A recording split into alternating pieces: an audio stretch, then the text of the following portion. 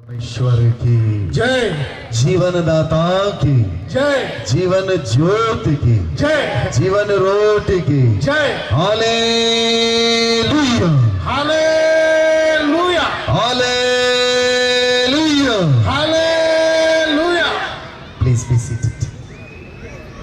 सादर अभिनंदन, कोटि कोटि प्रणाम हमारे सर्वशक्तिमान सृजनहार परम प्रभु को, आदरणीय पास्टर जी, सारी संगत, सारे उपस्थित हमारे आदरणीय हमारी माता जी लोगों, बच्चों, बुजुर्गों, सबको मैं सबका अभिनंदन करता हूं। एक बार हम लोग जोर से ताली बजा दें इस प्रभु, सभी जोर से।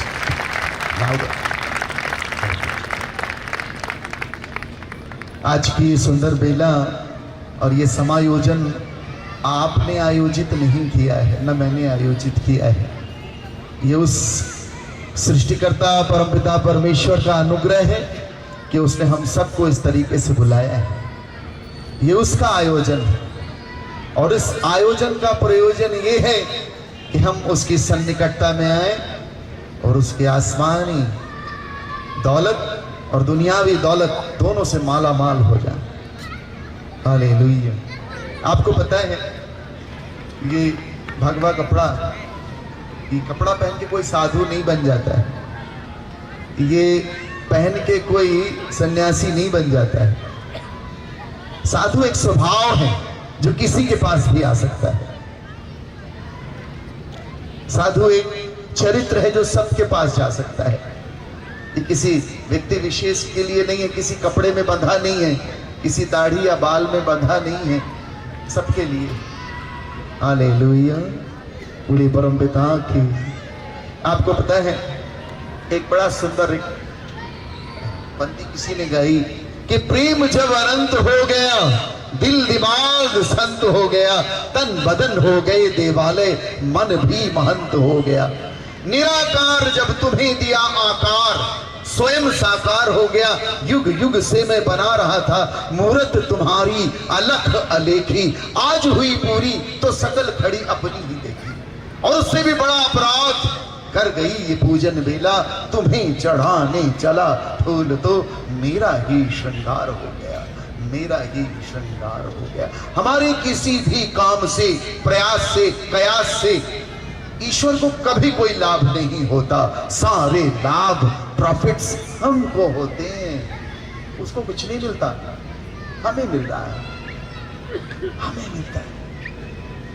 जब तुम वीणा के तार कसो, ये गायक मन गंधर्व बने, तुम ही अगर संग संग बसो, हर पल जीवन का पर्व बने। और जब वो हमारे साथ हो लेता है, हर पल पर्व है। यानी कि आज क्रिसमस हो रहा है ना, हर पल दीपावली है, हर पल होली है, हर पल क्रिसमस हो जाता है। हालेलुया। अच्छा, पूरी दुनिया भर के वैज्ञानिक इस बात की खोज में हैं, खोज रहे हैं कि मंगल ग्रह में जीवन है कि नहीं, लेकिन कोई ये बात नहीं खोजता कि जीवन में मंगल है कि नहीं। सबसे इंपॉर्टेंट चीज है हमारे जीवन में मंगल होना। इंसान जब पैदा होता है तो उसके पास सांसें तो होती हैं, नाम नहीं होता। और वही इंसान जब मर जाता है तो उसके पास नाम तो होता है पर सांस नहीं होती। और इसी नाम और सांस के बीच की जो दूरी है, इसी को जिंदगी कहते हैं, इसी को जिंदगी कहते हैं। जब दिमाग कमजोर होता है तो परिस्थितियां समस्या बन जाती हैं, और जब दिमाग मजबूत होता है तो परिस्थितियां चुनौती बन जाती हैं। लेकिन लगभग इस बात को आप अपने हृदय में गहरा उतार लीजिए, पूर्ण रूप से उतार लीजिए कि जब दिमाग स्थिर होता है, दृढ़ होता है, तो परिस्थितियां अवसर बन जाती हैं, अपॉर्चुनिटीज बन जाती हैं। इसको अपनी जिंदगी में सूत्र बना लीजिए कि कई बार परिस्थितियां ऐसी आएंगी वो आपको मजबूत करने के लिए, क्योंकि ईश्वर का इरादा आपको जब वो चोट पहुंचाता है तो उसका सारा इरादा आपकी नींव को दृढ़ और मजबूत करना है, उसका पूरा प्रोजेक्ट आपकी लाइफ को बुलंद करना है। हालेलुया। बोले परमपिता की। आपको पता है एक सुंदर बात है, एक आख्यान है। एक राजा के दरबार में एक अजनबी इंसान नौकरी मांगने के लिए आया। उससे उसकी काबिलियत पूछी गई तो वो बोला कि मैं चाहे जानवर हो या इंसान, शक्ल देखकर ही उसके बारे में सब कुछ बता सकता हूँ। राजा बड़े प्रसन्न हुए उसकी बात से।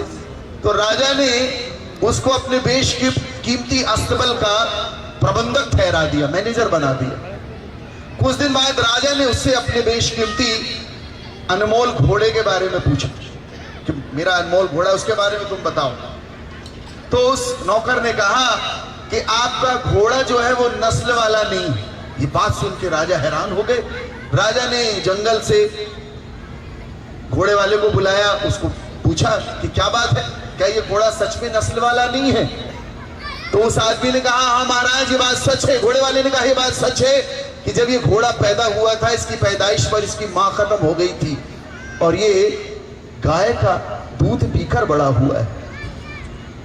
तो राजा बड़े हैरान हुए। राजा ने नौकर से पूछा कि क्या मामला है, तूने कैसे जान लिया कि नस्ल वाला घोड़ा नहीं है?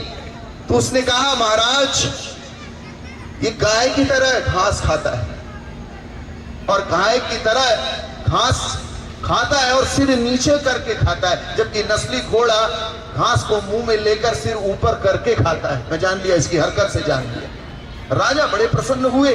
राजा ने उसके घर में अंडे, मुर्गी, अनाज, दाल, दुनिया भर का राशन इनाम बतौर भिजवा दिया और उसको रानी के महल पर तैनात कर दिया। रानी के महल में लगा दिया। कुछ दिन बाद राजा ने उससे रानी के बारे में राय मांगी कि रानी कैसी है मेरी? उसने कहा रानी खानदानी नहीं। ये बात सुन के राजा हैरान हो गए। राजा ने कहा क्या बात कर रहा है? बोले हाँ आपकी जो रानी है ना वो तौर तरीके तो रानी टाइप के, लेकिन वो रानी नहीं है, रानी खानदानी नहीं। ये बात सुन के वो अपनी सासू माँ के पास भागा, मामला उसको बताया।